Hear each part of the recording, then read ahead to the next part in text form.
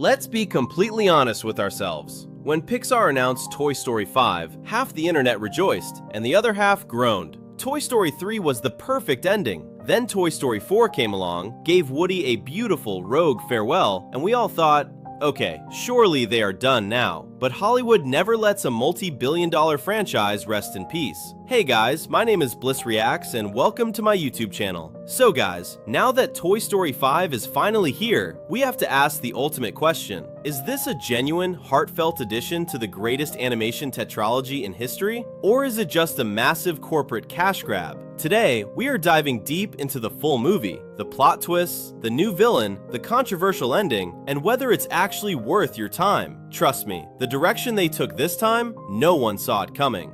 Let's set the stage. Toy Story 5 tackles the one thing that every single parent and kid in 2026 relates to: screen time.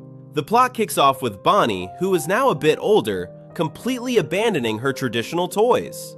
Buzz, Jessie, Bullseye, and the gang are stuck in the closet, not because of another toy, but because of an iPad, VR headsets, and smartphones. This brings in our new dynamic. The conflict isn't just about being loved by a kid anymore. It's a literal battle for survival against digital entertainment. Pixar does something brilliant here. They introduce a new faction of smart toys and electronic gadgets that think traditional plastic toys are completely obsolete. The pacing in the first act is incredibly snappy. The jokes hit hard. The animation quality is absolutely mind-blowing. You can literally see the individual stitches on Jessie's hat, and the existential dread of being forgotten feels heavier than ever. But let's talk about the elephant in the room. How do they bring Woody back? Because let's face it, without Tom Hanks and Tim Allen sharing the screen, it's not a real Toy Story movie.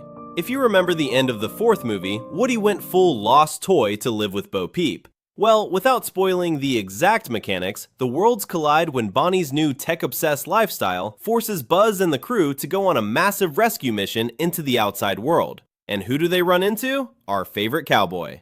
The reunion isn't just a cheap nostalgic high, it actually forces Woody to confront his choices. He's living this free, wild life, but seeing his old family struggling against the digital age pulls at his stitching. The chemistry between the voice cast is still elite. The UK and Aussie audiences are going to love the sharp, witty banter here. It feels a bit more mature than previous films, acknowledging that the audience who grew up with Andy are now full-blown adults. Alright, let's break down what actually works and what completely falls flat. The good. The emotional stakes are high. Pixar knows exactly how to make grown adults cry in a dark theater, and they use that superpower beautifully here. The commentary on how technology detaches us from real-world imagination is handled with a lot of nuance. It doesn't just say, phones are bad. It looks at why kids are drifting away.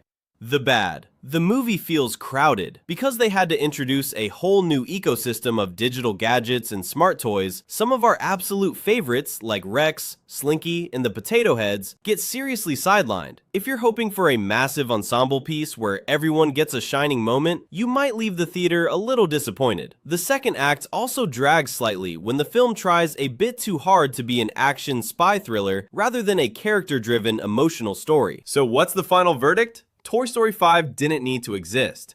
Toy Story 3 was a perfect ending, and Toy Story 4 was a perfect epilogue. But despite all the odds, Pixar delivered a movie that is deeply moving, visually spectacular, and incredibly relevant to the world we live in right now. It doesn't completely eclipse the original trilogy, but it earns its place on the shelf. I'm giving Toy Story 5 a solid 8.5 out of 10. It's a must-watch, even if it's just to see our childhood heroes one more time.